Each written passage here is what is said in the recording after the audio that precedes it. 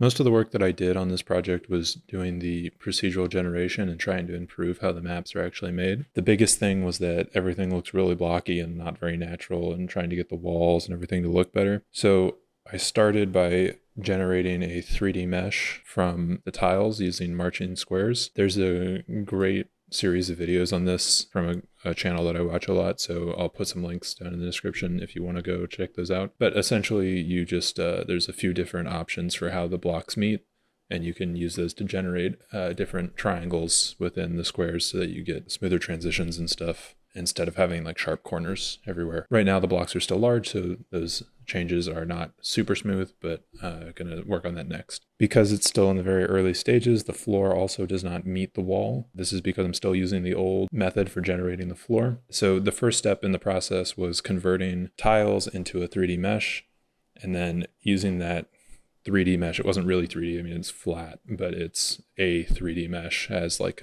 an object in Unity. So I had to convert that 3D mesh to a 2D polygon collider because you can't use a 3D mesh collider with a 2D object. The 2D and 3D physics systems are separate things in Unity, so they don't interact. Converted the 3D mesh to a 2D polygon collider and also generated shadows. If you remember from the last video, there were some glitches with the shadows. They weren't working perfectly. There was a lot of stuff behind the scenes that I was doing with the shadows to generate them and make objects, and it was very complicated. So instead of doing that, since rendering the map in the new way creates one big collider, I was able to also make shadows that are bigger shadows and not just individual tiles that are grouped together. That really improved the shadows. And all of this is done in the editor. So this isn't at runtime. This is the map generation tool that I made for myself to make levels quicker. The other part, since we don't want to use the 3D mesh, or I don't want to use the 3D mesh because I'm trying to keep everything 2D.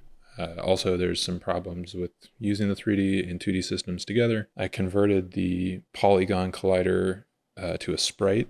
Unfortunately, this has to be done at runtime, so I'm going to look into some ways to optimize this to only run it once, to maybe save the sprite after running it the first time so that it doesn't have to be generated every time. For some reason, Unity doesn't allow you to make sprites outside of the player loop, so you can't do it in the editor, which I don't completely understand why that's a limiting factor, but it is. Converting the polygon collider to a sprite at runtime is what I'm currently doing. I'm going to look into some ways to fix that. Essentially, I've gone from a bunch of 2D objects and separate sprites for the tiles to one big collider shadow for the walls. I haven't done a lot of testing on the performance, but it's definitely more convenient to work with and gives me a lot more control over how everything looks. And I think it makes the walls and everything look better and has a lot of upsides to it. If you want more details and you want me to go into more depth about how I actually implemented all of this, leave a comment below. I'm also going to put some links in the description to some of the scripts and YouTube videos and stuff that I found online that I kind of modified and put together to do all of this. Hope you get some use out of that or find it entertaining.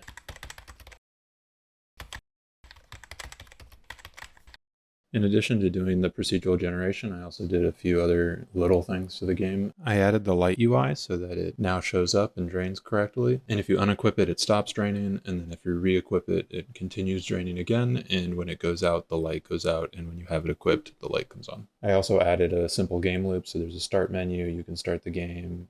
You can go to the end and then it'll restart you, or you get the option to go back to the main menu. And the last thing was fixing all the menus. They weren't scaled correctly the last time I showed this, and you can now equip and unequip items. You can't remove an item from your equipment menu because that was causing some errors and there were some problems with that, but they're all fixed now. The other thing that I added was a relative movement toggle. I originally wanted to switch the movement to relative movement, but after adding it, it didn't really make much sense because I really hated how it felt, so I just added it as a toggle in the menu. Thanks for watching. If you liked the video, give it a like. Comments and any interaction really help. I'm going to be posting these regularly, so if you want to keep up with the game, subscribe to the channel, and I'll be posting these on the first of every month.